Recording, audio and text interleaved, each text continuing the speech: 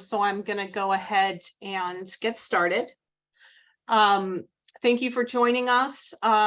This is the second in Cal Voice's webinar series on MHSA modernization, which includes a variety of things going on in this space, but specifically SB 326, which makes alterations to the Mental Health Services Act and other related laws, and also AB 531, which is a new general obligation bond to build behavioral health infrastructure. Whoops. So I'll introduce myself. My name is Claire Courtright. I'm the policy director of Cal Voices. I'm a peer. I'm a person with lived experience and an attorney. This webinar is scheduled for 1.5 hours. I doubt it will take that entire time, and hopefully we can have a conversation. Again, the webinar is being recorded. We will make the recording public. We publish them on YouTube. The chat log will also be recorded and made public. You should see the closed captionings are on. Everyone is currently muted, but if you raise your hand, I will unmute you to speak. We will pause regularly for questions and feedback, and you can add comments or questions in the chat box at any time. My colleagues, Danielle Zavala and Susan Gallagher, our ED, are also on and available in the chat to hopefully pick up some of the questions there as well.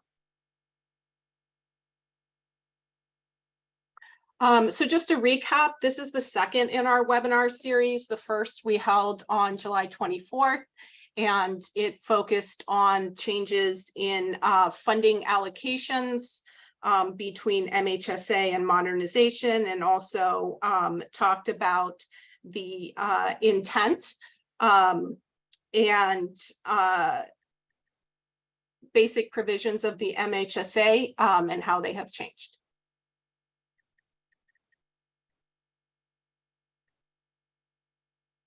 So session 2 is today, and we're going to focus on changes to existing MHSA housing components and honorable mention to the Behavioral Health Infrastructure Bond Act of 2023. And we are going to do a third session on Monday, August 21st, which is going to focus on the community planning process. We may do additional webinars at some point. Because these bills are changing currently. They are actively being amended in the legislature. Both SB 326 and the bonds are active in the amendments process. So for today, this is the agenda. I'll cover the MHSA origins and intent briefly as a review from session 1, and then turn to the current housing provisions of the MHSA, which will be roughly framed in addressing a couple of questions. And those questions are going to be, from what current MHSA allocations is housing spending permitted? And is that spending mandatory or discretionary for the counties? What does housing mean in the MHSA? And who is eligible under the MHSA to have some housing dollars spent on them? And then turning to SB 326, I'm going to look at how it changes what's in the MHSA generally now, and what the administration has said specifically about housing interventions in SB 326, which is the new allocation and the new term under which housing spending will happen. So there are new mandatory funding allocations in the BHSA, which is the new name. Instead of Mental Health Services Act, it's being changed to Behavioral Health Services Act. So there are new mandatory funding allocations in the BHSA for what's called housing interventions. So we'll try to cover what housing interventions may mean. And again, who is eligible for housing intervention spending under SB 326. And just to kind of level set for this, what I had hoped to have for this webinar was some simple answers to some simple questions. Turns out not to be possible at this time.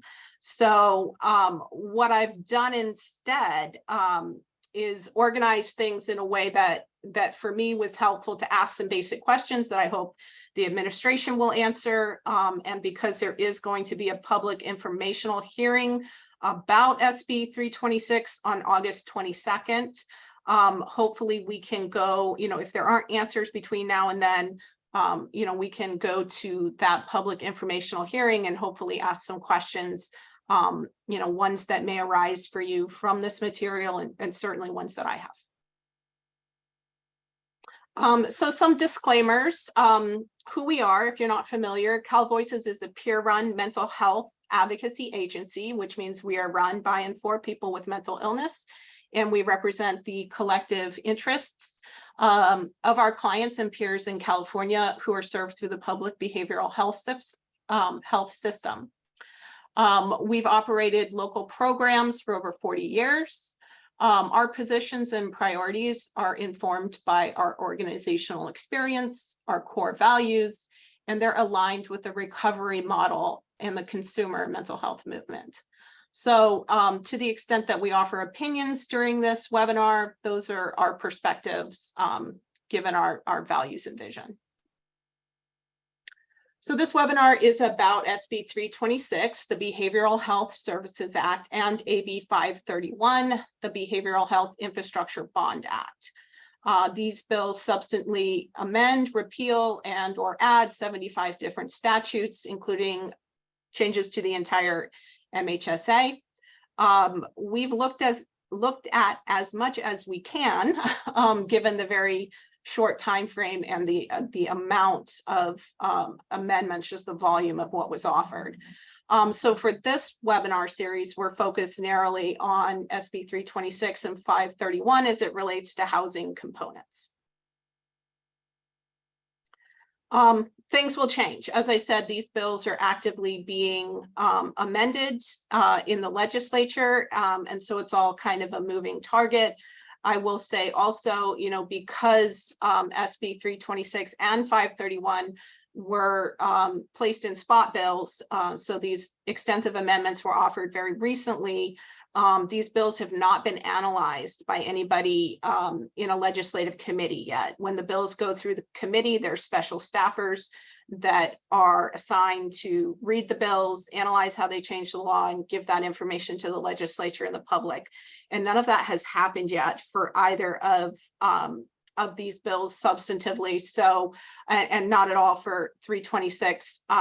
So we're kind of in a position of information is currently coming from the limited things that the administration has said publicly, various PowerPoints they've put out.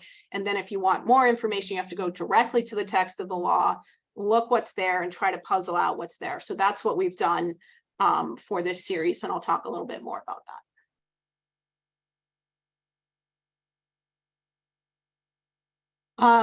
So I am not a housing expert, full disclosure. I'm a policy person, which means that I look at, learn about, and try to analyze bills that are outside of my substantive specialty area. And that's certainly the case for housing, both in the MHSA and in SB 326.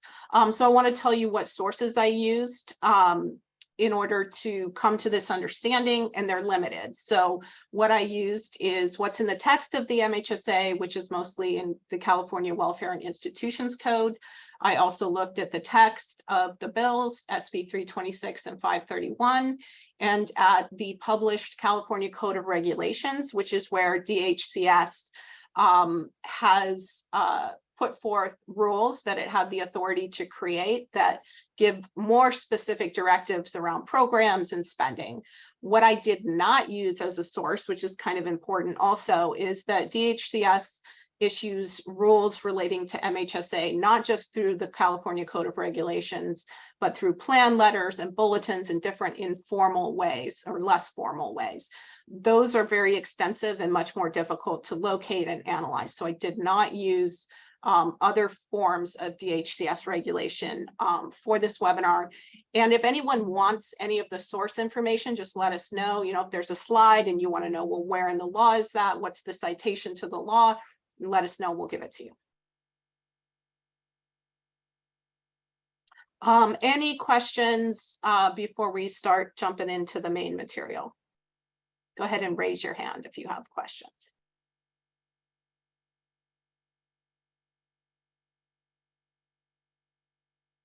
Go ahead, Steve Hayes.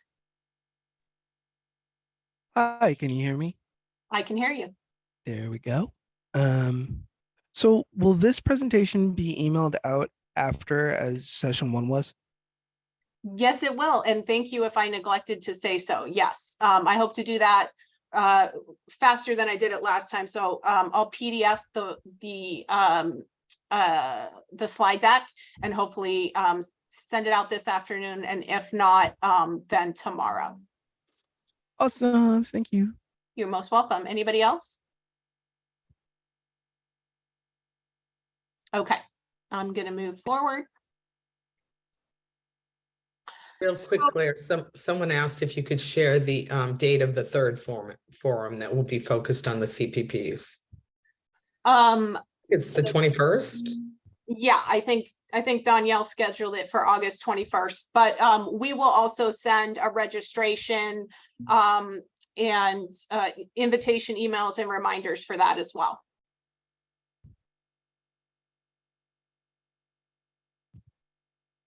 So a little review of the origins and intentions of the MHSA. It was a ballot initiative, which meant the legislature kind of came up with the language for the law and then they placed it on the ballot for voters. And it went on the ballot because it was a tax and it created a 1% tax on personal incomes over $1 million. And that money was to be dedicated for mental health services. It was meant to transform the public mental health system, including services that were not reimbursable under Medi-Cal, which is a lot of what we consider in this community to be recovery-oriented services. So these are some of the, I won't read it word for word, but the MHSA was drafted by Daryl Steinberg and Rusty Seelix with a great deal of input from the community over a pretty lengthy period of time. And this gives you some ideas about, you know, what the intention was there and what the vision and mission was there. And I see a hand raised from a caller with a 916-380 number. Did you want to make a comment? I'm going to unmute you. Yes, can you hear me? Yes, please speak up because I can only hear you a My little. phone is not the greatest. Can you hear me? Yes. Okay. I do believe you said that the original MHSA was put on the ballot by the legislature. I think the language that went on the ballot came from the legislature. No, because I was there. Okay. I was on the board of directors of Mental Health America back at that time frame. In fact, I was president of the board. I'm a peer. My name is Steve Leone. Susan Gallagher knows me. A few others from old times know me. It was a community project. We went through a process of signature gathering and all that kind of stuff that was not put on. Some of the language was approved by Daryl. And he got some noted for it, but it was a community-based process, and it was not put on by the legislature. The rest of what you said, it was a lengthy period of time, was absolutely accurate, but it was not put on by the legislature. Thank you.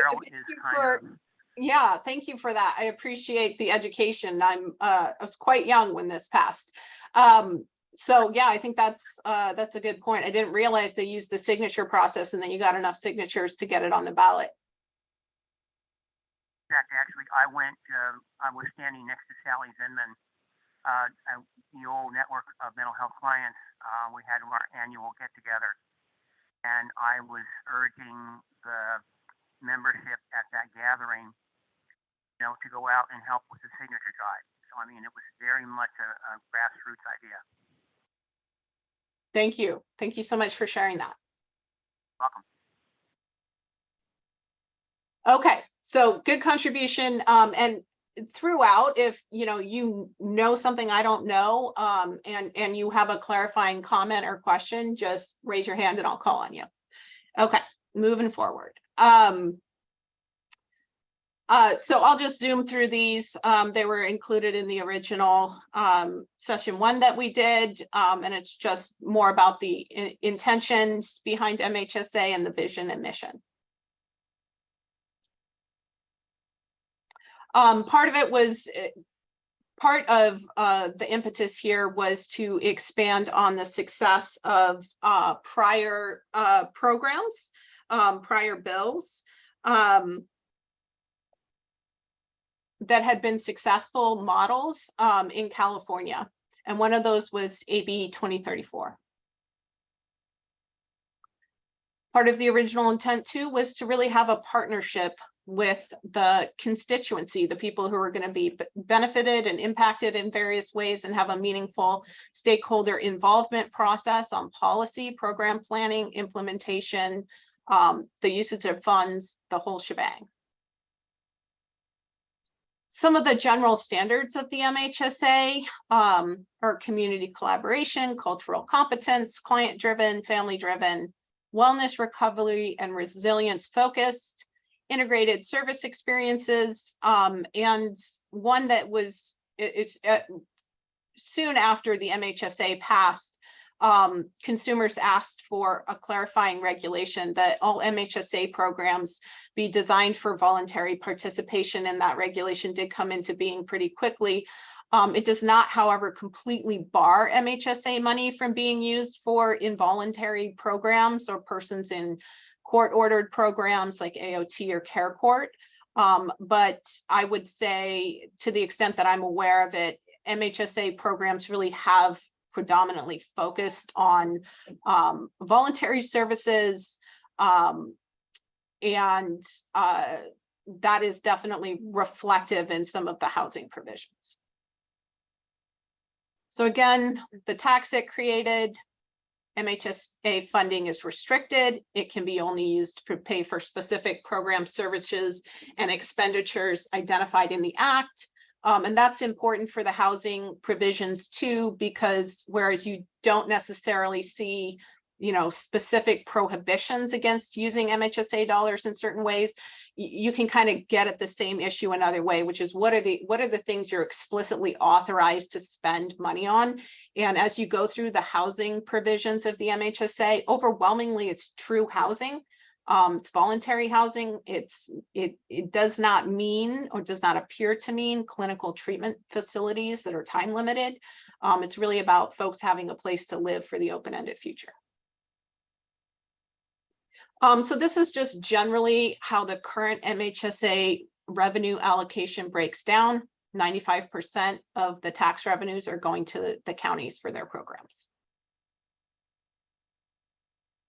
And the current county MHSA funding allocations are in 3 main buckets: PEI, innovative programs, and community services and supports. And as we'll see, what I think of as core housing spending. So like, are you building a building, buying a building, rehabilitating a building, or are you giving someone an individual subsidy like a rent voucher, utility payments? Really the core MHSA housing spending, and not more peripheral stuff like housing navigation. So the core MHSA housing spending is really out of innovative programs and community services and supports currently, and we'll go into that in more detail. There are some general funding restrictions in the MHSA. So currently, and this is the big change, you cannot use MHSA money for a person who has a substance use disorder only and not a co-occurring condition. There's non-supplantation and no unfunded mandates or liabilities. Also, no commingling of funds, no loans. And again, this is important. MHSA money can only be spent on authorized programs and expenditures. Those are laid out in the plans. And they have to conform with the authorized purposes in the text of the MHSA or in the regulations to MHSA. Other prohibitions, again, planned programs and expenditures only, no incarceration or law enforcement.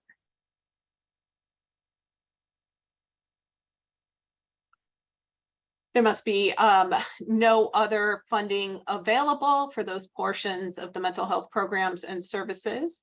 And voluntary services are again prioritized. That early regulation that the community got when they became concerned that MHSA money would be used for involuntary purposes.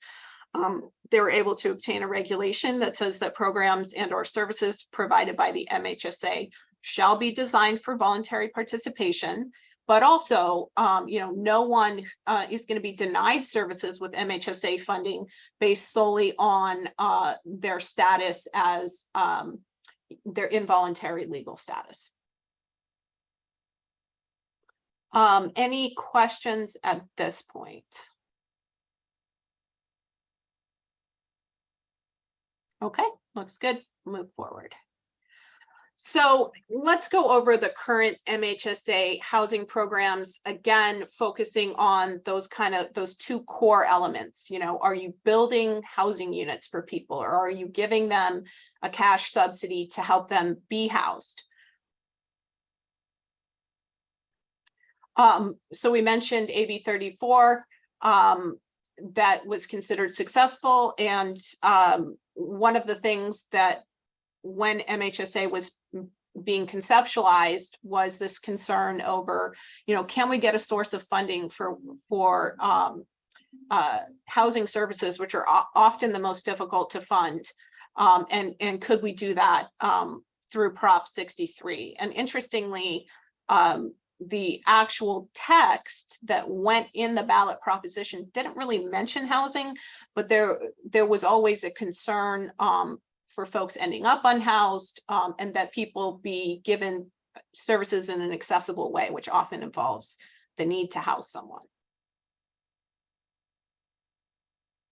So also, things have changed a lot over time with respect to housing in particular. The buckets of funding, the allocations to counties have changed over time. Housing has never been its own allocation in the MHSA. It's always fallen under something else, primarily CSS, but in the early days, capital, facilities, and technology. And then there are specific programs within the MHSA that have come and gone, most notably the MHSA housing program. And then, as we'll see throughout, there's really no mandate on the counties to have some kind of program to provide housing or do housing spending. So there's incredible variability by county in terms of what's happening. And then also changes to the MHSA regulations. That's a big thing too, because the Department of Healthcare Services has a lot of authority to make additional rules that are not directly in the statute about who, where, what, why, when, how regarding MHSA money and housing. So again, I'm really trying to focus on two particular things we might call housing and where they are in the MHSA. So I'm really focused on physical infrastructure, and primarily when the MHSA authorizes that, it's permanent supportive housing. The MHSA also authorizes counties to spend money on buying, building, or rehabilitating housing units, leasing, costs associated with financing, operating, or maintaining buildings. And then the other thing that I really want to focus on is cash subsidies to individuals and families. So that means down to the level of the individual, I'm giving you a benefit. That could be rental assistance, it could be a voucher, security deposits, utility deposits. In rare instances, you'll see, an affirmative authorization that you can use this, what we're calling housing funds for clinical treatment. So you'll see that in the FSP sections. It can be used for alcohol or drug rehabilitation, and actually, potentially some hospitalizations as well. So as I mentioned, there's other housing spending, right? Housing can mean many things. So what I'm kind of trying to ignore for this is more tangential housing spending, like housing navigation or linkage services. There is some ability under capital, facilities, and technology to maybe do homeless shelters and other things. I'm really ignoring that. And then, there are selected prohibitions that are important in places, like against using MHSA funds for long-term hospitalization and/or long-term institutionalization. Throughout MHSA, this is something that I'll return to again and again and is important, right? The MHSA serves a particular classification of people or target populations. This is very oversimplified from what's in the statute, but roughly speaking, who are we serving? Seriously emotionally disturbed children or adolescents. That does mean folks under the age of 18 with some additional criteria. Adults and older adults who live with a serious mental health disorder with some additional criteria, and adults and older adults who require or at risk of acute psychiatric inpatient hospitalization, etc.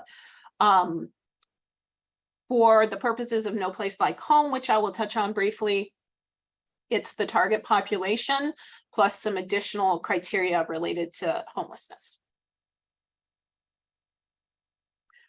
So currently speaking, funding sources for MHSA housing is No Place Like Home, which is to say some MHSA money is being spent on No Place Like Home. And then in terms of actual allocations to the counties, it's going to be, housing funding is going to be coming out of the innovative programs allocation and out of CSS. So here again, just a recap. 95% of the tax revenues are going to the county. And you'll see with No Place Like Home is a little bit of an oddball out in that it was a bond, meaning the state was permitted to borrow money. And then that money to repay the borrowing can come out of MHSA, but it's not part of the allocation to counties. It kind of comes off the top. So here we go. No Place Like Home was Prop 2 in 2018, and it authorized the state to sell $2 billion in bonds. What was to be built with that money was counties were going to build permanent supportive housing. They were going to build it for persons in the MHSA target population who also meet criteria related to homelessness. You borrow the money, you have to pay the money back. To pay the money back, Prop 2 allowed the state to take no more than $140 million a year out of the Mental Health Services Act fund to repay those loans. And it's off the top of the fund. It doesn't come out of the allocations to counties. It happens first. So again, out of allocations to counties, where is the housing spending? It's in innovative programs and it's in CSS. So I'm going to turn to each one and innovative programs, it's kind of just under one heading. CSS, there's a bunch of subheadings. Innovative programs, housing spending is really restricted to providing or constructing permanent supportive housing. So it can be used, so an innovative program that wants to provide housing, the purpose has to be to increase access to services for people in the target population. There's a special emphasis on underserved groups. And again, you're going to be increasing services through the provision or construction of permanent supportive housing. This is kind of more directly what the text of MHSA says.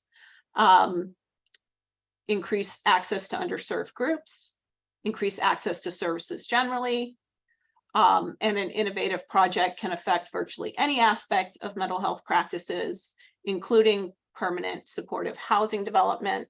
And this is all also within the general requirements for innovative programs, which I can't quote chapter and verse, but to summarize, it's got to be something that is a unique and new approach that you're sort of piloting and other people might adopt because it's effective. But included within that bucket is an explicit authorization that if you want to use permanent supportive housing as part of an innovative program, you can do that. And then, there's the question, well, what does permanent supportive housing mean? It's a term that is an evidence-based practice from the federal government's Substance Abuse and Mental Health Services Administration, SAMHSA. And the idea there really is to disentangle housing from clinical services. So, you know, some of the core ideas in permanent supportive housing is that, you know, you offer housing to people who are disabled on the same terms as everybody else, which means you don't require them to engage in services in order to live in that housing. It's open-ended, permanent. Services will be offered, but they will be voluntary. They could be offered on site, they could be offered off site, but there's no linking between the housing benefit and a requirement that one engage in services. So, you know, in California, when the term has been used, actually, I can't find it defined in the actual text of MHSA. Where California has kind of said what they mean by it is really in no place like home. And there they say, you know, it's permanent, right? There's no limited length of stay. It can be occupied by the target population. So you do have to provide and offer services on site or off site, but nobody's required to engage in those services in order to obtain or maintain housing. And the purpose is really, you know, to support people's recovery. I think that's probably a good summary.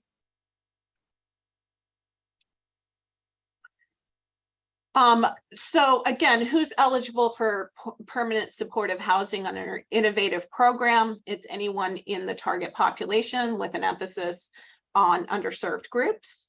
And underserved groups really mean clients of any age who have serious mental illness or serious emotional disturbance. And they're getting some services, but it's not enough. They need more for their recovery, wellness, and resilience. And it's really focusing on people that we're not serving very well right now. And because we're not serving them very well right now, they're at risk of homelessness or institutionalization, incarceration, out-of-home placements. It can include family members to the extent that it's necessary for them to support their loved ones. And specific populations are called out as, you know, sort of inherently underserved, and we're looking at distinct ethnic or racial subpopulations, cultural or linguistic subpopulations, people with health disparities, people with limited language access, Native American reservations in rural areas.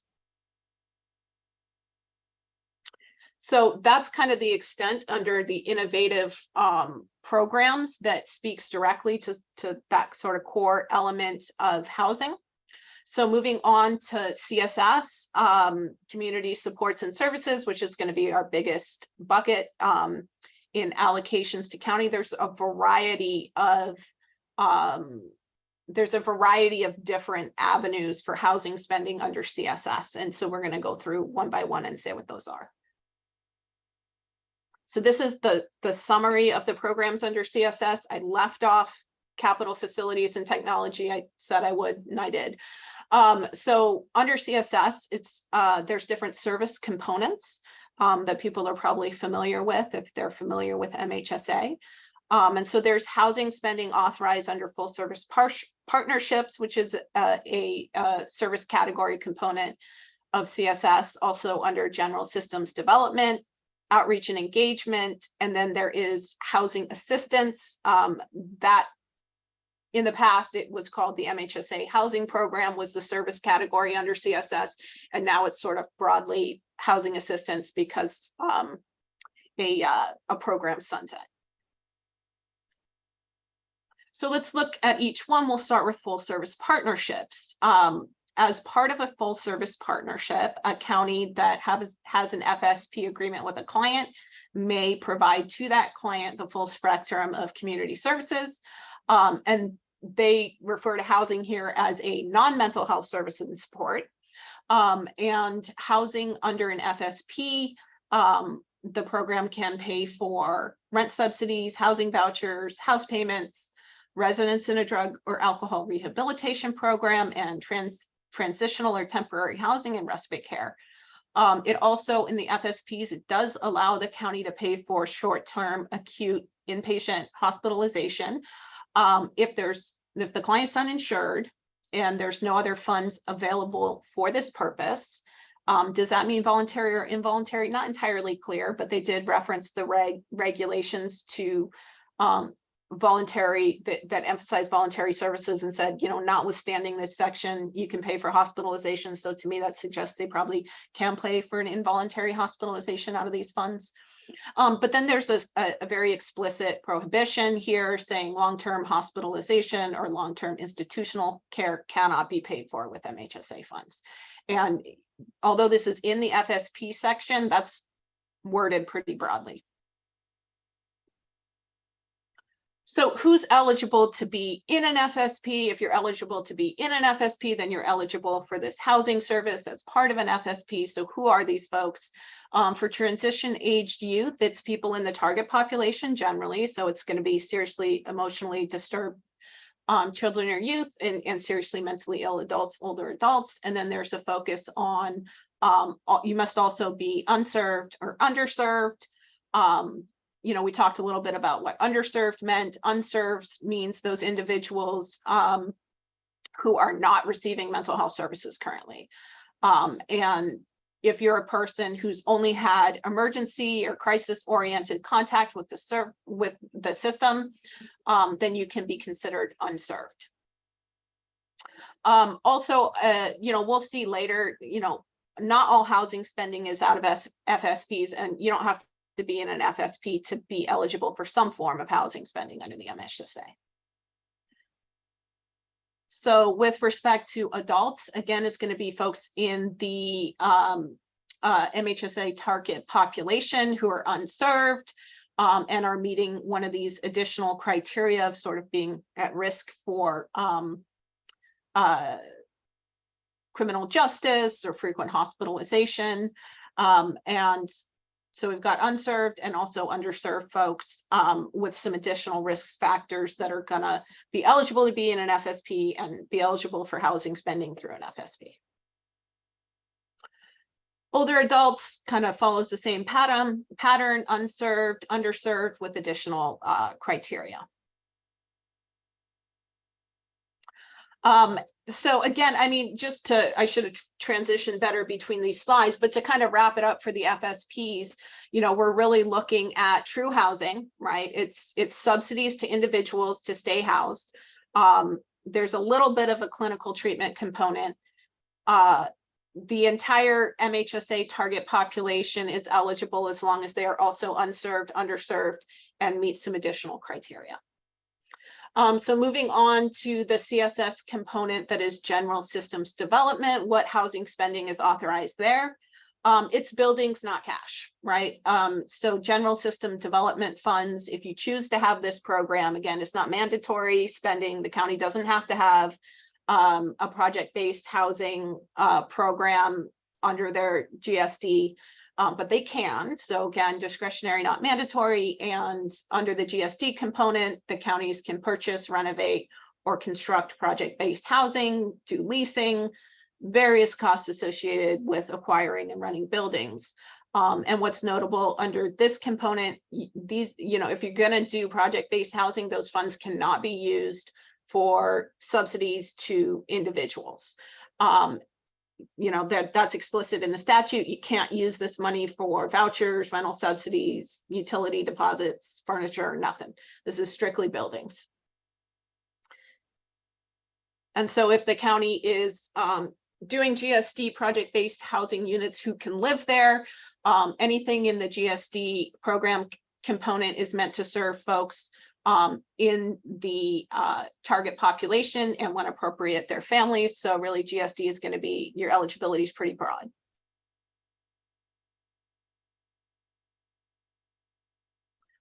Moving on to CSS outreach and engagement service component. This allows spending on shelter for unserved persons and where appropriate, their families. And I'll highlight here, and probably should have more without, again, we don't really see a lot of clinical treatment facility stays explicitly called out and authorized by name. And a lot of times when, the MHSA is saying you can spend on housing, there's indication it means real housing. Like if you're going to house the family too, that's not a clinical treatment facility. So again, I look at, what does shelter mean, and outreach and engagement probably mostly means true housing.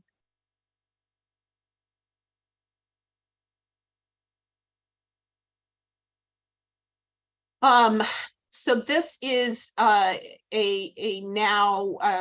this was its own service category under CSS.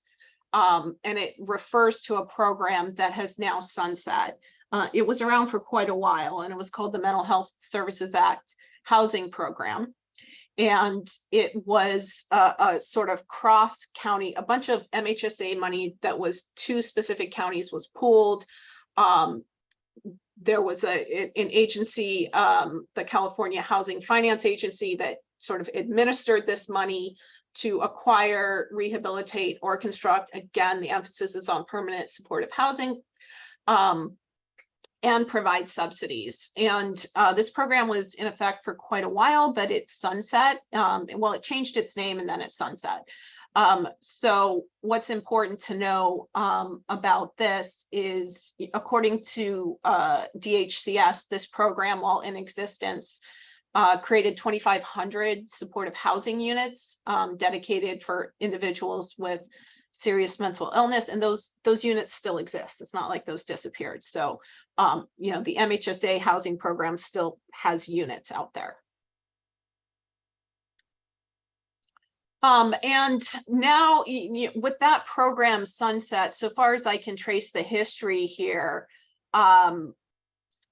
there was some question about, with that program sunsetting, you know, what were the counties allowed to do? Were they allowed to do this thing called housing assistance still? And that was clarified in 2017, and they are.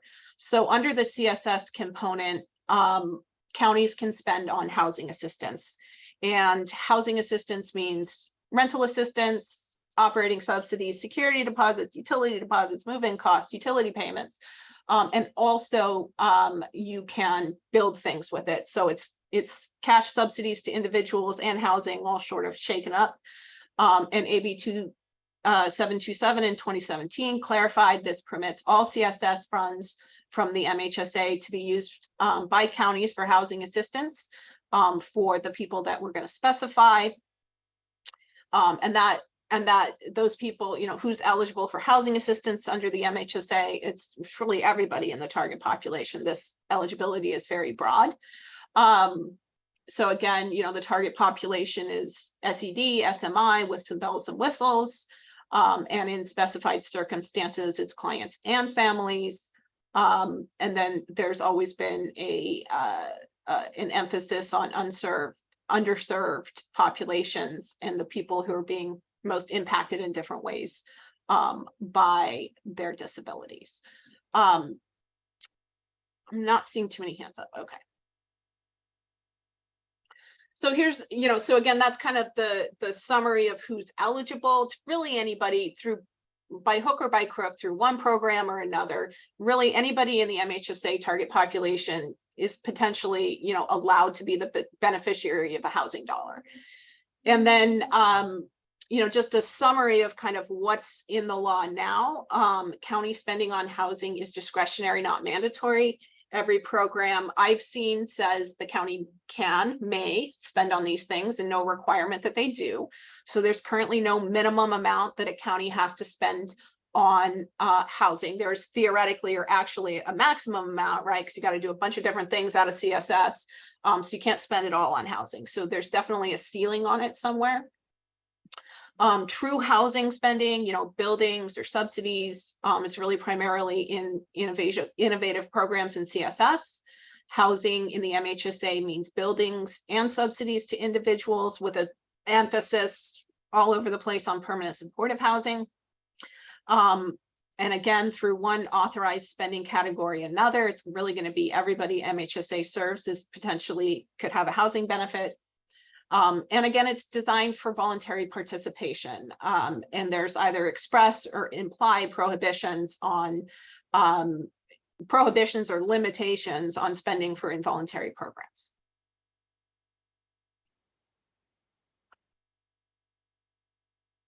So this is just the current housing spending.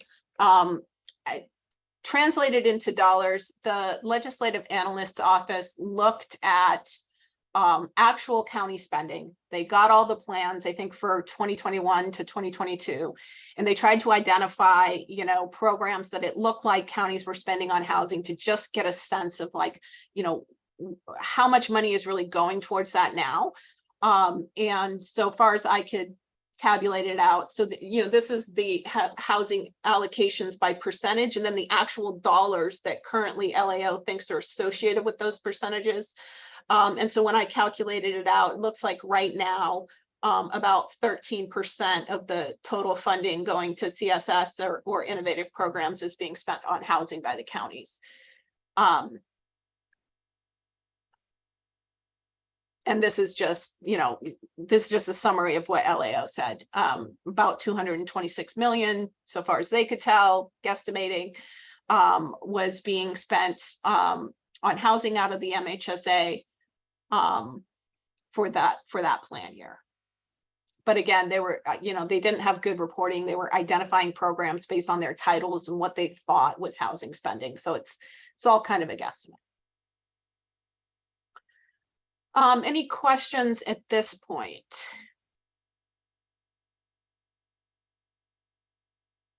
Go ahead, Hector.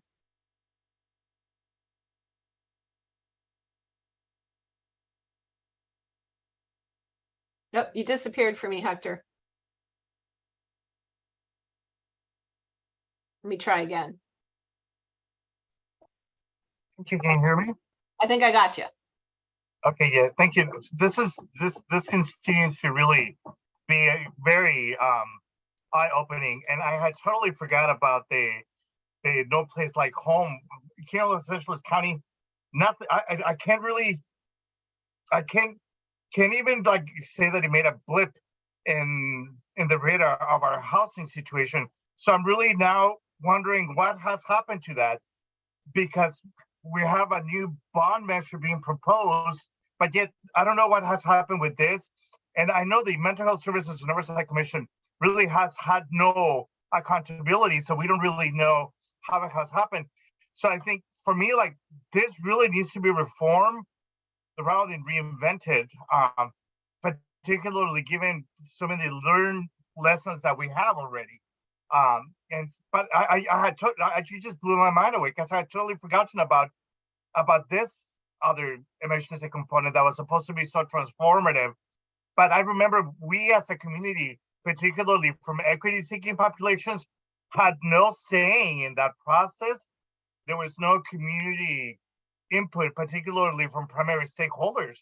So that's why it completely, it hasn't even registered. I don't know of anybody that has benefited or has been involved in this, and I'm really puzzled by that. Yeah, I mean, that's a really, I have questions also, and I sort of, you know, housing is really new to me, and it makes my head spin when I see how many different programs there are and how they may overlap with mental health or being unhoused. And I did try, and I can certainly try to learn more in the future. And I did look it up, and it looks like there's not been a very impressive number of units actually built with No Place Like Home bond money at this time. But a lot of money has gone out the door, so there should be construction coming, because I mean, I think what I read is that like at least half of the 2 billion has gone out the door, but we don't have a lot of units yet. And yeah, I will, you know, this was controversial at the time too. No Place Like Home was controversial because they were looking at the same kind of, people were looking at it as the same trade-off they're looking at from SB 326, which is, are we taking money from services and dedicating it towards housing? And is that a trade-off we should be making?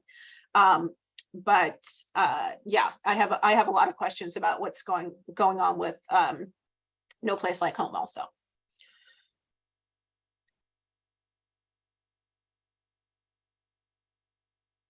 Okay, I'm going to move on because I'm running out of time. All right. The thing that I remember about that process is that one of the reasons that it was so difficult to get some of the housing is because every county is so different, and you know, the laws, and that was like it has been a big burden because everybody wants service, like housing, but nobody wants it in their areas. And it's the reality is that there's plenty of buildings, there's plenty of housing. You know, it's very inaffordable. and we're trying to house people in new housing instead of trying to keep them in their own homes, but that's one thing that I remember about that whole process, but I just am not familiar with any outcomes yet. Yeah, me either. Okay, I'm going to zoom on. So let's look at SB 326 and 531 and see what we can puzzle out about what's going on there. So just an overview of what 326 is doing. It changes the name from the MHSA to the BHSA. It reduces BHSA revenues allocated to the county from 95 to 92. The most, one of the basics is it allows BHSA funds for the first time to be used for folks who only have a substance use disorder and not also a mental illness. It shifts the majority of the county's BHSA allocations into two funding categories, FSPs with new criteria and housing interventions. And we're going to be talking about housing interventions, obviously. So I'm going to go past this summary and you can review later. It also removes PEI, which people are familiar with now, and kind of breaks up the P from the EI. It lumps a lot of early intervention, innovative programs, and other expenditures into a smaller bucket. It eliminates some of the non-FSP CSS programs. And it requires, just a theme throughout is we're really using this money to try to maximize Medi-Cal reimbursement, which is pretty much a reversal of what MHSA was about. So here's the general funding allocations. This is what it looks like under BHSA with that 30% that's going to go to what is called housing interventions. So again, the big change here is housing was never its own allocation in the MHSA before. It was always discretionary, not mandatory spending. Now it's its own allocation and it's mandatory spending.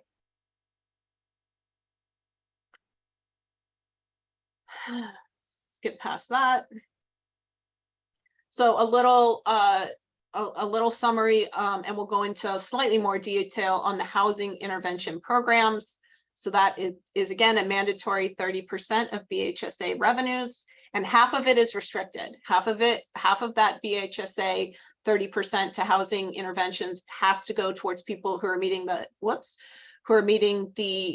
federal definitions of chronically unhoused with a focus on encampments. In terms of, are we talking buildings or cash? It really looks to me to mostly be cash. The 30% can be used for capital infrastructure by the counties, but it looks to me like you can't do that before 2032. So I'm thinking of this money as mostly cash, at least for the next 10 years. And then there's little nibbles that can come out of every funding allocation. And so they can come out of housing interventions too, which are these, QA, QI, and community planning process. And then I will also comment here, and I've seen other people think this also, but I haven't been able to confirm it. Right now, there's housing spending out of CSS programs like FSPs. Well, how does it work now? Can you do housing spending out of the new FSP allocation in SB 326? I do not believe so. Actually, that one's explicit. If you're getting housing as part of an FSP in SB 326, the money for that housing is coming out of the 30% allocation. I think it works that way across the board, meaning if the county is going to do any housing spending, it's got to come out of that 30% allocation. But if anybody knows better or doesn't think that's the case, they can let me know. So here's just kind of the visual of it with that half of the 30% housing interventions money has to go to the chronically unhoused. You can do max 25% to capital development, but not before 2032. And then there's little nibbles to other categories. So there it is, just with the biggest ones highlighted.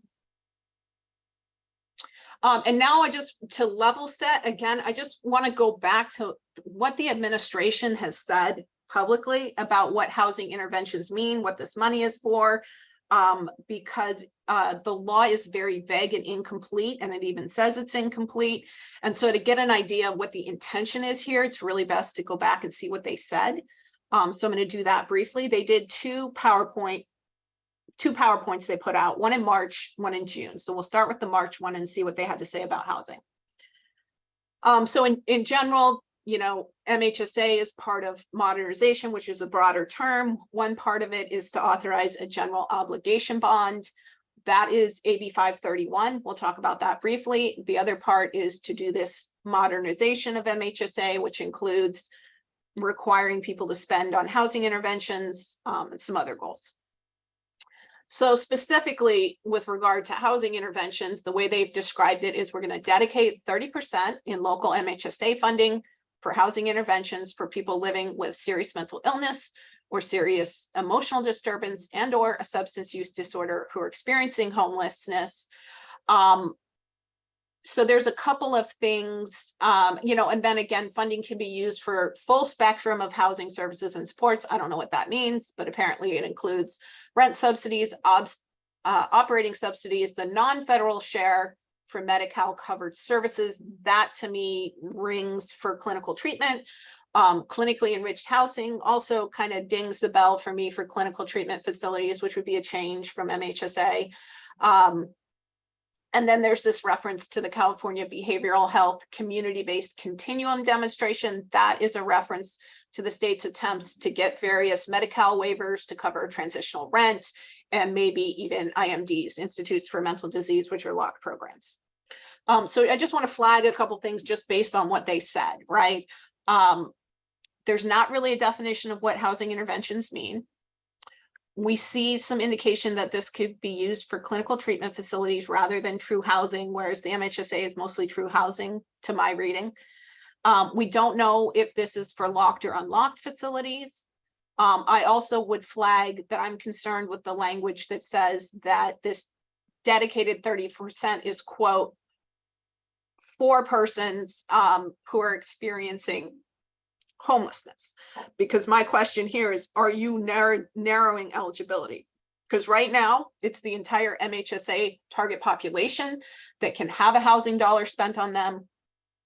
Homelessness is a risk criteria in some of the eligibility in MHSA, but being unhoused is not a focus of housing spending in the MHSA. It's really, you know, do you need it to support your recovery? And are you an unserved or underserved person? You know, that's really the focus. And so here I'm like, what are you doing? Are you paring down the ability for counties to spend on housing to only people in the target population who also meet your homelessness criteria? So that's a concern that I have. And you'll see when I look a little closer at the language why I have that concern. And again, capital developments, yes, but not before 2032, so far as I can tell. So this is the June PowerPoint. That was the March. This was the more updated version. And again, we have this dedicate 30% of funding for people who are experiencing homelessness. And here's where they started to talk about half of those funds are going to be restricted explicitly to people who are chronically homeless with a focus on encampments. And again, we get kind of the same description, rental subsidies, operating subsidies. And then they say here, including for behavioral health settings built through the general obligation bond, that is a reference to AB 531. And so you have to say, well, what are they going to build with AB 531 if you want to know how housing intervention money in MHSA is going to be paired with 531? And I'll touch on that briefly. And then again, housing interventions are not limited to persons in full service partnerships. That's the case in the MHSA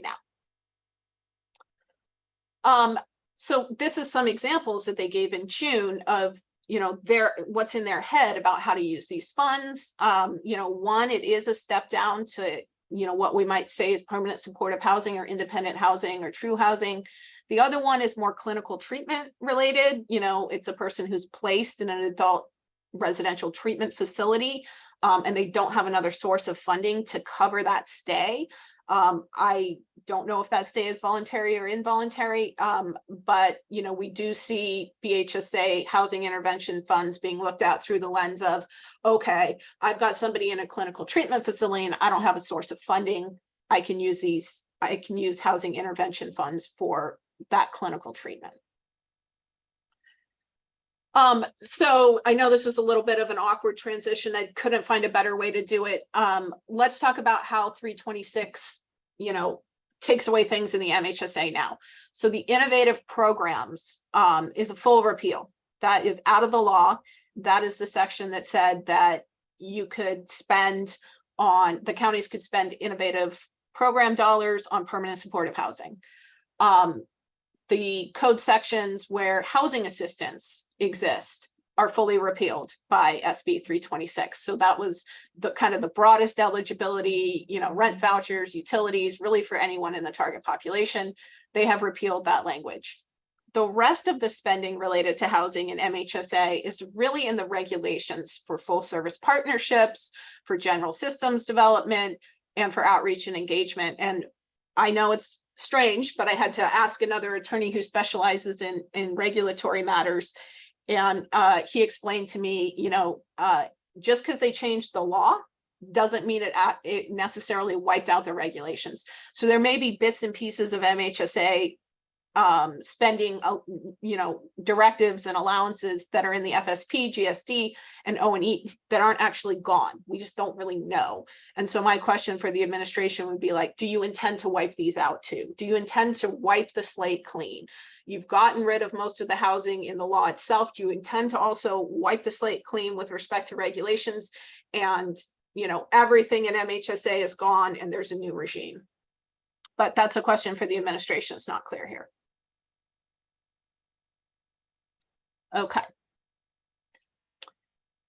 Just to recap again.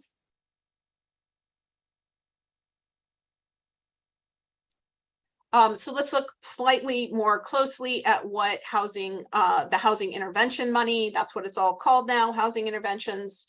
So housing intervention programs, again, mandatory 30% of county BHSA revenues, 50% for the chronically unhoused, no more than 25% for capital developments, but DHCS is not going to let you do that before 2032, and then other little nibbles out of the housing bucket. Across, another thing that's new in SB 326 is there's a prioritization of clients that is across all programs. And so that will indirectly affect housing spending. And these are the, you can take your time to read in detail later, but these are the people who are prioritized out of that general target population. These are the subpopulations that are first in line. And again, here's my concern with the language.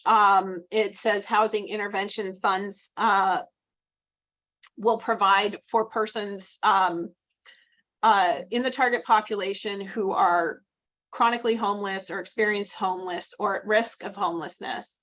And so I don't know what they're doing here. I'm not sure if chronically homeless, experiencing homelessness and at risk of homelessness are persons that are included or prioritized in the list of people that you can spend housing intervention monies on, or if they have to be in that population. So I'm saying that in an awkward way. Let me say it more clearly.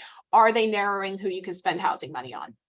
Before it's everybody in the target population, are they actually intending to narrow it now to be in the target population and also be meeting criteria for chronically homeless, experiencing homelessness, or at risk of homelessness? Open question, important question.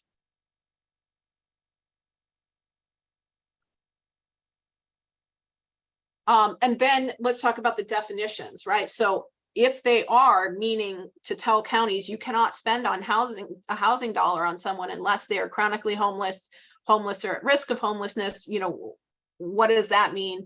They're using complex definitions from the federal law. But then at the end of them, they tack on this, whatever DHCS wants or wants to redefine this as. But I will say, you know, the federal definitions related to being unhoused, they really have nothing to do with, or very little to do with, your disability, whether you're unserved or underserved person for mental health or substance use disorder services, you know, whether you are in distinct cultural or linguistic groups or people with health disparities. It's a very all-purpose economic type definition where they're really looking at, you know, where are you living now? Are you completely on the streets or in some substandard habitation? You know, do you have a history of not being stably housed recently? Do you have limited or no financial resources, limited support networks? So it's really, you know, it is definitely a different definition than what is in MHSA, right? They didn't take all the eligibility criteria from MHSA for housing spending and put it in 326. They're doing something different. You know, the concern there is, do the eligibility criteria line up enough that somebody doesn't get left out?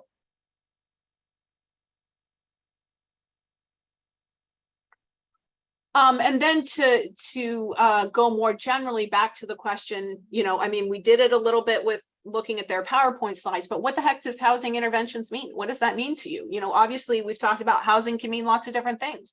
Does it mean permanent supportive housing? Does it mean buildings or cash? Does it mean clinical treatment facilities? Does it mean voluntary or involuntary? If it means clinical treatment facilities, is it time limited places? Can your family be there? Right? There's a lot of questions and there's not a lot of answers because all they really put in the housing intervention section is an incomplete list of examples. So they say county programs for housing interventions may include things like rental subsidies, operating subsidies, shared housing, family housing, the non-federal share of transitional rent, other housing supports as defined by DHCS.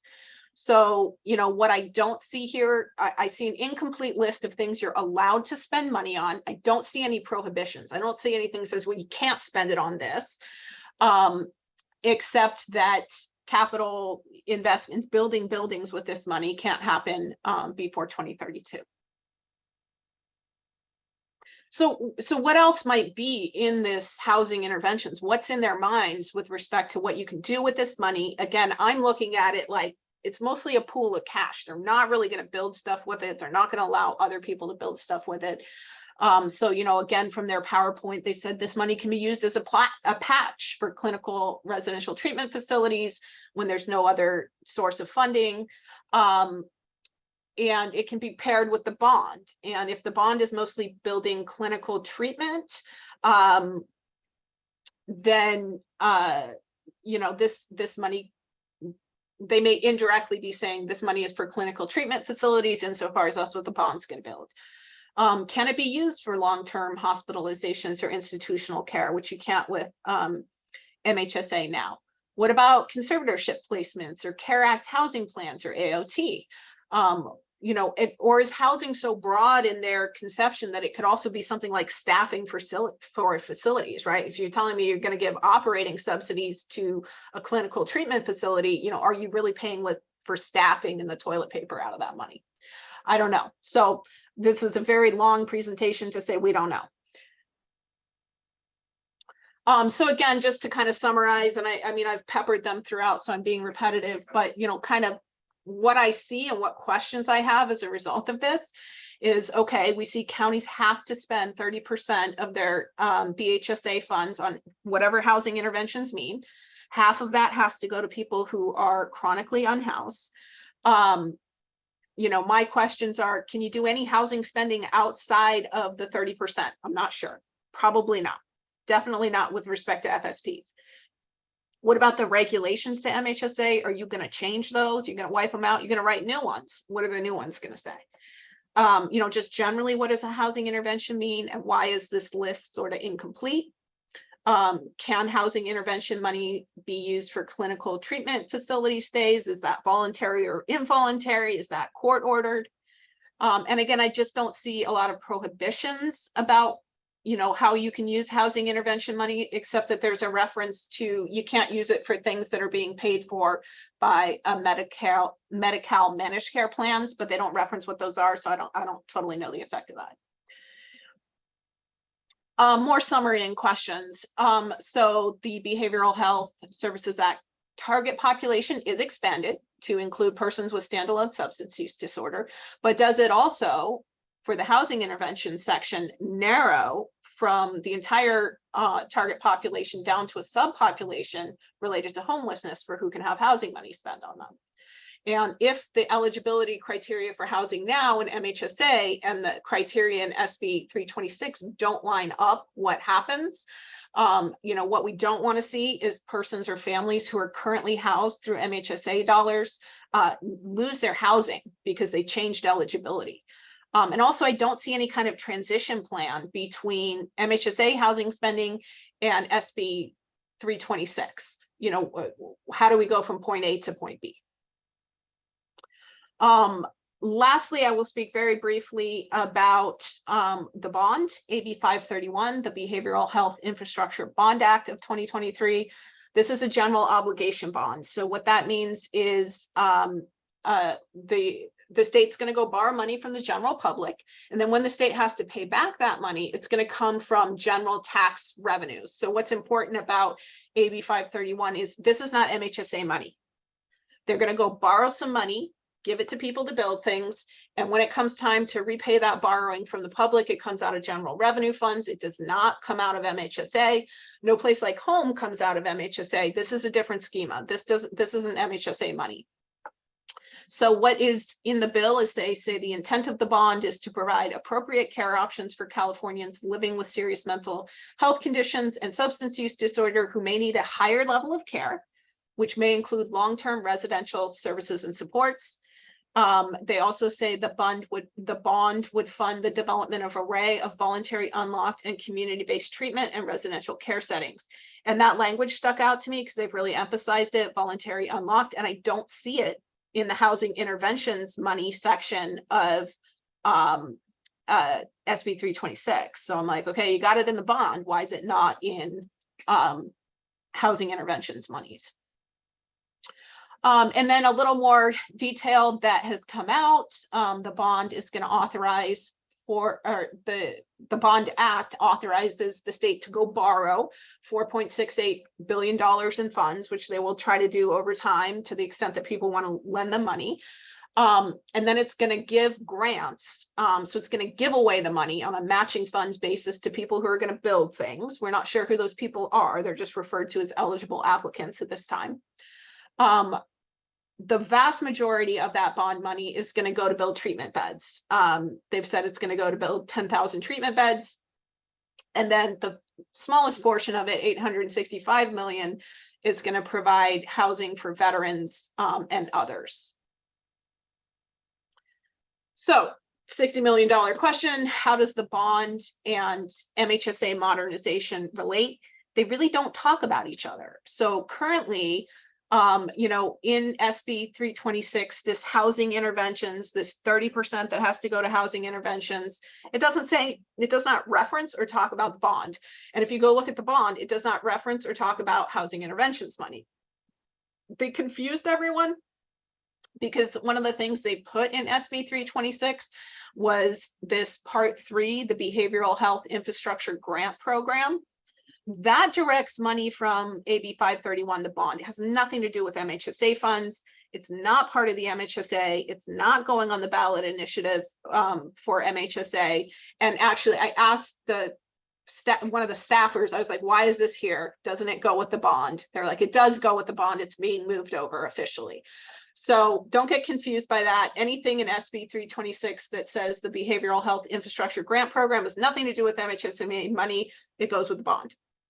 And then, you know, in terms of, well, in their head, how do these two things work together? Even if it's not written in the bills, what they said in their PowerPoint was that the housing interventions MHSA money could be used or paired with behavioral health settings in the bond. So again, what is the bond building? Well, it's building a bunch of clinical stuff. So so that means that implies that SB 326 housing interventions money is actually going to be used to support clinical treatment facilities built through the bond. And then what is AB 531 really building in terms of clinical treatment facilities? I don't know. They use an ever-changing number of casual phrases like residential settings, this or that. For me, I'm familiar with the fact that there's really only two types of facilities in California, licensed or unlicensed. If you intend to have this money build licensed facilities, just tell us what license class, and I can tell you what they're building and who will get what there through those regulations of licensed facilities. So, I mean, I may do another series on the bond. I chose not to say too much about it at this time. And the reason for that is that they are actively changing it. So, to go dive into a bunch of things that aren't defined, it wasn't a good use of time. But to the extent that this thing gets amended, or it's the language is finally set before it goes on the ballot and there's some interest in having it analyzed by this community, I could potentially do that. So that is it for my presentation, and I have time to take questions. I hope it came out more clear than it sounded to me as I said it.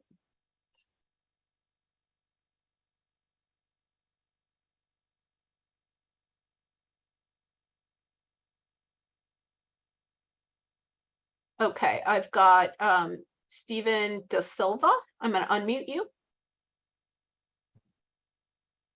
Hi, thank you. I was just wondering if this recording will be available anywhere. I know that we'll be getting copies of the slides. Yeah, we're going to post the recording to YouTube like we did with the last one, and send out the link.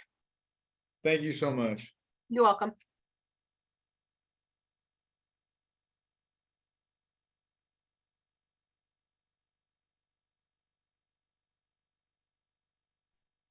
I think Hector has their hand up also. I don't know if it's just still up or if they wanted to also say something. Thank you. I did. Thank you. The whole presentation seems very like a prescription, very like prescriptive, and I didn't see any considerations like for equity or culture or diversity. I mean, California is just so rich with it, and all of that stuff is like none of that stuff is really kind of included in that. It's not very person-centered. It's not very culturally responsive. There's really no considerations for equity when we look at our populations. It's devoid of all that, and it historically we know those are the things that harm those communities the most. But did I miss something, or is it just like devoid of that consideration? Yeah, I think that's a really good point. And every time I look at this, someone like you or other people will pick up on sort of a general theme here. And I think that's correct, right? I mean, at least in terms of housing spending, they didn't really change any of the definitions of target populations for seriously emotionally disturbed or seriously mentally ill people that are in MHSA now. They did expand it. In another place, they said, okay, we're going to have substance use, standalone substance use as people in the target population. But you're right. I mean, to the extent that we're doling out housing money, in addition to you being in the target population, really any kind of consideration of being in an underserved or marginalized group or having certain clinical indications that you need additional support is kind of gone, and it's just replaced with this sort of generic federal definitions of being unhoused. And yeah, so I mean, I have the same concern that it's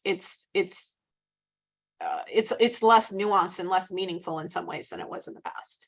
That seems like a double burden because we're already going to be significantly targeted by care code and the impacts that it's going to have on the system.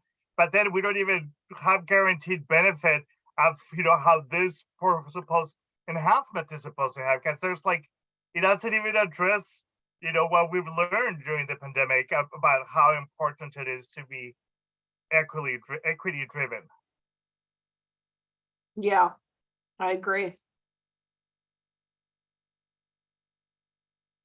Okay, does anyone else have questions? I think I saw in the chat that Stacy had a question about how broad the at risk of homelessness definition is. They're pretty broad, but again, they're entirely sort of economically focused, and it would be, I think, impossible to make an assessment right now about whether you know, persons served through MHSA Housing Dollars Now, you know, that eligibility criteria perfectly line up with these new criteria. And again, hopefully it's not really limited to, you know, hopefully it's not target population plus people meeting homelessness criteria, but I can't guarantee it. The way they wrote it, it certainly looks like it and I've tried to raise that concern with the legislature and with other parties.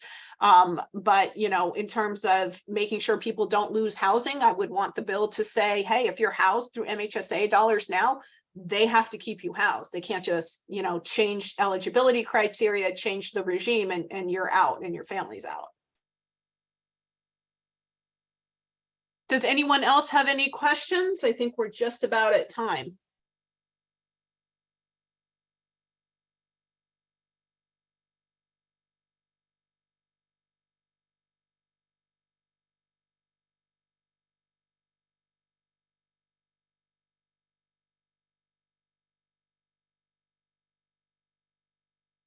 Oh, it seems like there are more questions. I just wasn't seeing them. I apologize. William Elliot. Yeah, earlier you mentioned that the staff hasn't looked at this yet in the committees. Is that normal when bills are at this state, or is there something unusual going on there?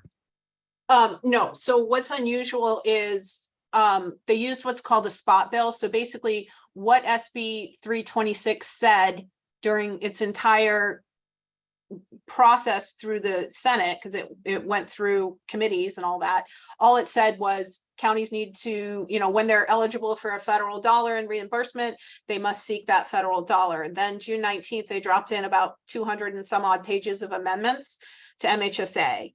And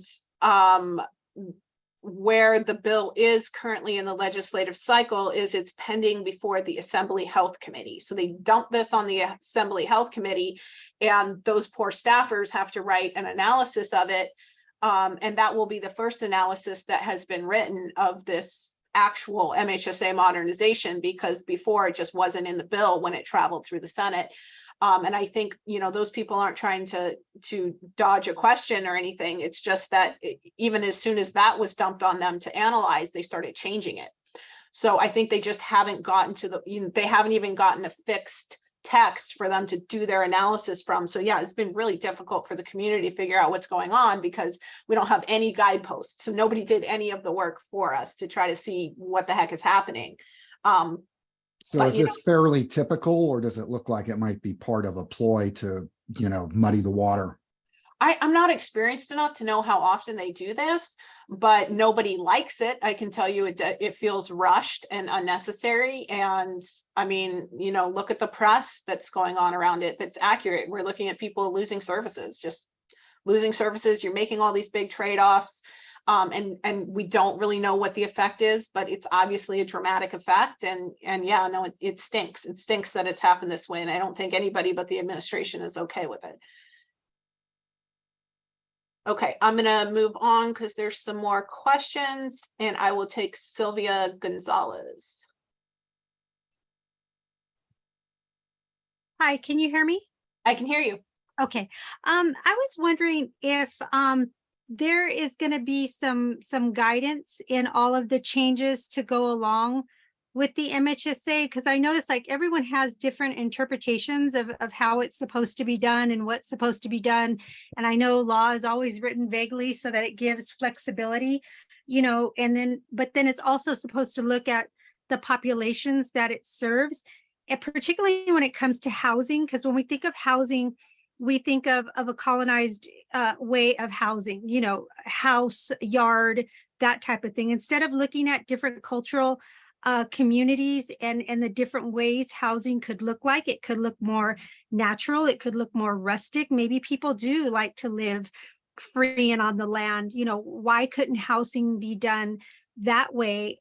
And then also for people who are not currently in a traditional home environment, doesn't mean that they don't have community when they're out on the street. It doesn't mean that they don't have a circle of support out on the street. Whether, you know, what that circle of support looks like is always different. But when you take those people out of that community and out of that circle of support, no matter what you might think about them, that's still their community. So they always revert back and fall back, and people will say, well, they didn't want housing. They went back out on the street anyways, because you took them away from everything they knew and their family and their community base. So it just would seem to me that it would really help to have guidance from those people who it's supposed to be helping, you know, to find out what housing looks like for them, you know? I don't know. Yeah, I love how you think. I mean, you know, that's thinking like a human being and less like a bureaucrat that, you know, thinks people can be moved around on the board like chess pieces, and they can't be. And then in terms of like, yeah, you're right, either because they haven't completely thought through what they mean, or because they want they want it to be completely open as to what it means. I will say, you know, throughout, something that just basically anybody that's read it, and certainly all the attorneys that have read it have seen, is that yes, the law is very vague. And then to make up for that, all over the place, the legislature is proposing to just let the Department of Healthcare Services make it all up on the fly. And, you know, initially there's some places in SB 326 where it says, you know, the Department of Healthcare Services has to make regulations, but not for like 10 years, or 2033, something like that. And initially we were told that's a typo, and then we were told it wasn't.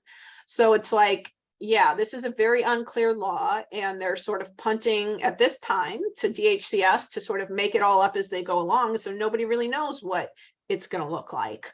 And there's nothing, you know, addressing transitions between regimes, you know, and even on the services side, it's like, are we really just going to dump people off services, or are we going to try to help them navigate onto some other service they may be eligible for and they don't know exists? Or are we just driving off a cliff with this stuff? And I don't really have an answer to that. Okay, I'm going to go to PW, initials PW. Hi, it's Patricia Wenzel. Thank you for the presentation and the thorough deep dive. So one of the things that concerns me is that they have taken the poison pill out of this legislation, and they do not allow the legislature to modify it at any point in the future, locking us into this formula for the foreseeable future. So 2 decades from now, we will once again be having this conversation about how do we want to structure these monies. I'm also concerned that children's services, there may be some issues with that. The children's advocates are trying to get them to designate half of the FSP money for children's FSPs, children and youth FSPs, and 25% of the housing money for children's and youth housing. And so there's lots of balls in the air, and I don't see transparency is not on the table. And you know, it's not clear if so they want people to be housed, but you know, in our county we have a 3% vacancy rate. So what that is practically going to mean is that all those dollars are going to be in competition for all the low-income housing in the community, forcing other people who don't have a diagnosis and who aren't eligible out on the street because that housing has been taken by people with severe mental illness, because we cannot build anything or renovate anything until 2032. Have you heard anything to explain why they won't let us do that until 2032? I don't. I mean, I haven't, when people have spoken about the ability to build capital infrastructure with these monies, typically not seen them talk about the other, talk about the end of the sentence, which says, DHCS will sort of administer this, and they'll approve it, which will be no sooner than 2032. I read that as you can't build anything until 2032. I don't know if it's because they intend to build things through other programs and they really want this money to be cash for clinical services. I'm not entirely sure what the grand scheme is, but I think they have one, to some extent, sketch out. And I don't know that they've been entirely transparent about what that is. Yeah, lots of concerns. All right, And well, then I think Danielle wanted to respond to your poison pill comment, which is also important. The way that I understand it, and Claire, you can correct me if you know differently, but the way I understand it is the reason why they're removing the language about allowing the legislature to change the bill or the act is because they won't need it anymore. Once it goes out to the voters and the voters approve like this new package, it's now no longer considered. Enfolded in that is the authorization for the legislature to treat it like any other type of legislation. It's no longer treated like a grassroots voter initiative like the MHSA currently is. So you can't substantially modify the MHSA as it currently exists without going to the voters, right? But if in that modification request to the voters, you also package in like this is now no longer going to be treated like a voter initiative going forward, it's going to be now treated like regular legislation going forward, then you no longer need that language in the act, if that makes sense. it does make sense. And I have to say, I don't read bills for a living. So, so So I it have actually is attempt- sort of a poison pill, but I guess it poisons us, not them. yeah, I have attempted to read all 200 and however many pages of the bill there are, and they made it really difficult because they didn't use strike out and underline to show their changes. They just substituted whole sections, making it really difficult to analyze the bill. And so it may be buried in there somewhere that I haven't seen. But thank you for sharing that information. I appreciate it. Yeah, absolutely. You probably have some other people with questions, so I'll go. Thanks. Yeah, I think we've got 2 more people, so I'll take both, but we're already at time and you don't need my permission to leave. So you can jump off if you want. And I think Steve De Silva, did you want to make another comment? I think I've got you unmuted already. Oh, no, my fault. I should have lowered my hand. Yeah, I do that all the time as well. Okay, last but not least, Richard Gallo. One question and one comment. Do you know if the FSPs are requiring staff to be person with lived experience? That's one of the requests I have made, both with the Oversight Commission and with the Department of Healthcare Services about this, but no mention, no answer as to whether it's included or not. The comment I'm going to make is we all need to contact our state elected officials about SB 326 and raise your concerns. You need to educate our state elected officials about this negative impact, about this power grab of misusing MHSA dollars for something else like Care Court, CalAIM, and MHSA with the house that's related with the housing bond. We need to vote it down. We need to educate our community. We need to mobilize. One of the things that I have not heard, not a single thing from state agency, what's the status of the Medi-Cal Peer Support Specialist Program? I'm talking about the Medicaid itself. I'm not talking about the workers. No mention at all. What's happening with that? My county just did an innovation plan that include workforce, but not for a person with lived experience. No peers mentioned in their funding. And I brought it up with them. And I told them, I'm not done with my analysis. You guys are going to get more detailed that it was not client and family driven, that it was a county plan. There was no meaningful stakeholders when it comes with the community. This is part of the problem that has failed throughout California, where you have behavioral health directors that don't have the buy-in with the CPP because they don't want to do it. They're against it. They don't like it. They don't want it. They want to go to the old way. Let me decide what programs we will keep and not keep, and not get feedback from the community. I'm glad that my state elected official, Mr. Laird, had his staff to do an inquiry. They're doing homework for him because I got his attention that he did not realize or didn't see or didn't expect, because they're only hearing one side of the story from the state elected officials and those who are working on this bond, and the health agencies are involved. The Department of Health and Human Services included. It's all political.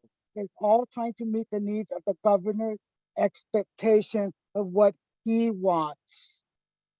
So I'm glad the Cal Voices put a notice with Governor Newsom. They raised the concerns and ethical issues regarding this, including the Secretary of the Department of Healthcare Services. So they can't say we didn't know. I'll be glad to see Susan say, I told you so, when that time comes. Thank you. Thanks, Richard. Yeah, somebody asked me specifically about FSPs and I thought I knew the answer because they rewrote part of the, they rewrote a section and put it in the law, but then everything with FSPs right now is in the regulations and I don't know if those are gone or not. So what are they doing with FSPs? Nobody knows. Maybe they don't know. Maybe they do. Okay, I'm not seeing, I'm going to scan, but I don't think I see anybody else's hand up at this time. So I think I'm going to call it for this webinar, but thank you so much for coming. I think, oh, Patricia, I'm sorry. Did you put your hand back up or put it down? Yes. Sorry, I just saw that really quickly. So you Oh, want to yes. go ahead? Am I unmuted? Can you hear me? Yes. Oh, sorry, I thought that was an old hand, Patricia. Yeah, that's okay. I understand. Are you guys going to be at the CBHPC listening session on Wednesday? I'm in LA, so probably not.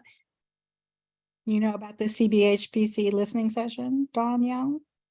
I did not know about it. I'm probably got emails about it, but I'm sure someone from our organization will be there.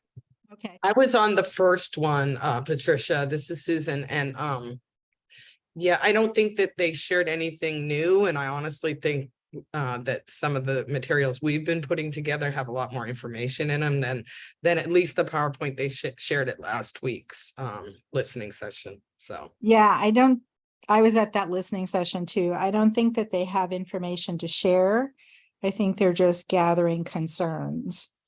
yeah, And I mean, yes, there was not power. enough time. There was not enough time for people to speak. That's why I was wondering Yeah. if you guys were going to be there, because I emailed them today and asked them for the list of questions so that I could prepare a written response to send them. Good job. I haven't heard back from them yet, but I really wish I'd known about it. Their legislative policy committee met last Friday and talked about SB 326, but I didn't find out about it until Sunday.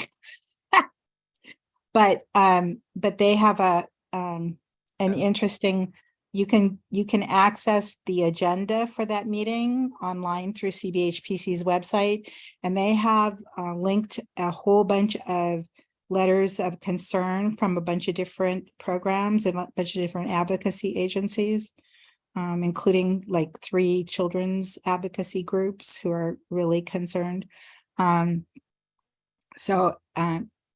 But they were mostly not their letter of concern that they issued earlier before that meeting. They were just like, they didn't say anything about the housing questions. I was like, really? That's part of why I had to learn all of this, but it's part of why I did it, because it was, it's one of the clear trade-offs. It's even more clear trade-off than FSPs, because there's already, most of CSS has to go to FSPs. So that's not even the biggest trade-off. The trade-off is between services and housing.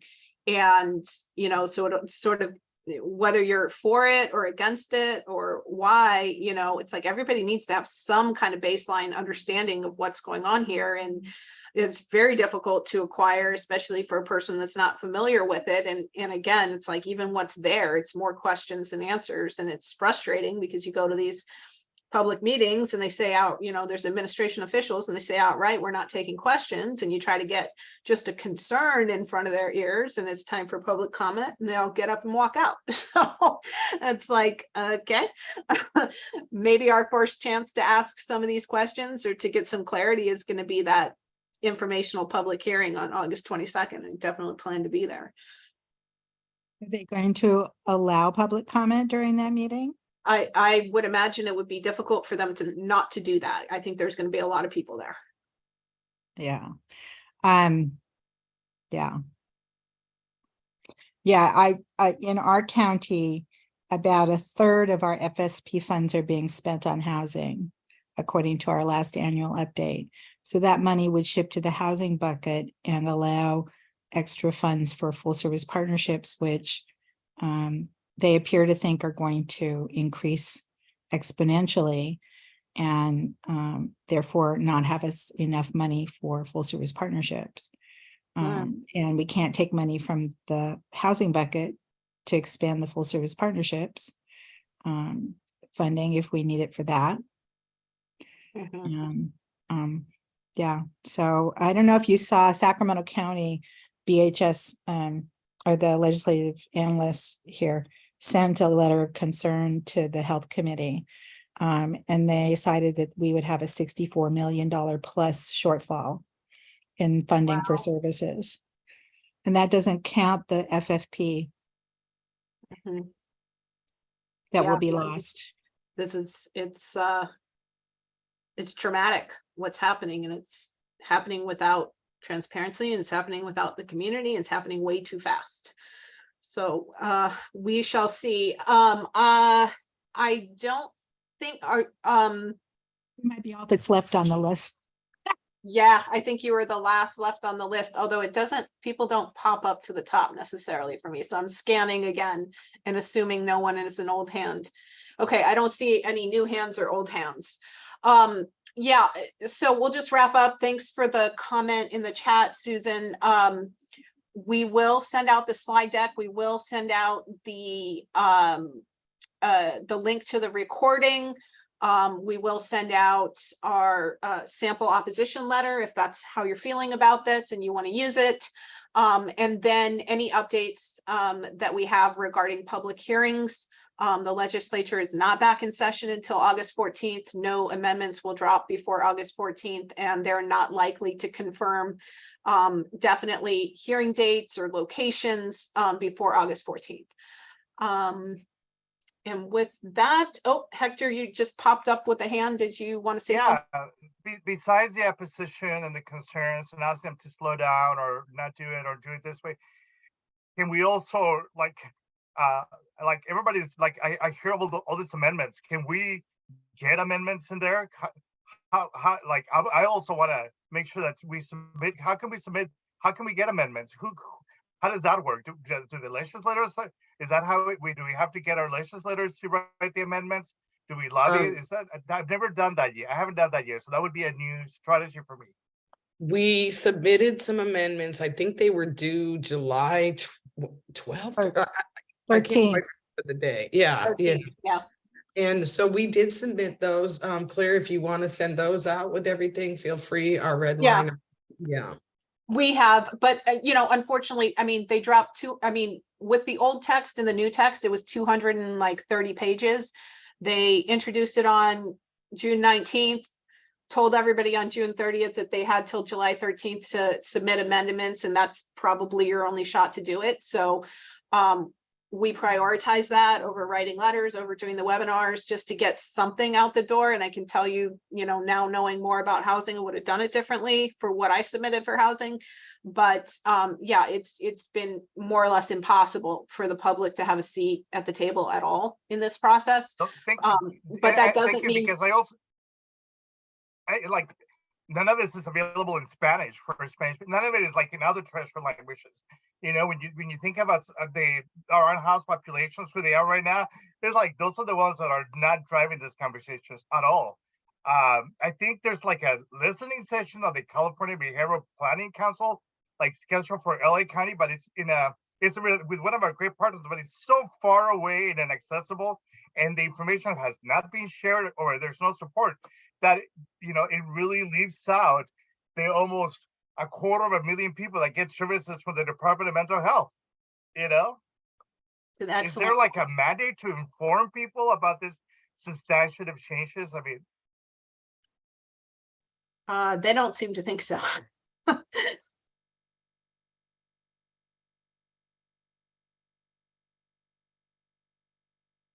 Okay,